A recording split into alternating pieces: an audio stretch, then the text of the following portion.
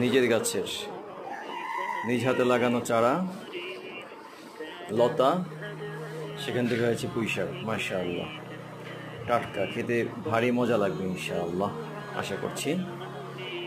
এভাবে যাদের ছাদে রয়েছে তারা ছাদে গাছ লাগাতে পারেন এবং তাজা তাজা শাক খেতে পারেন, কারণ তাজা শাকসবজির মধ্যে অন্যরকম একটা ভিটামিন থাকে, ভিটামিন সি।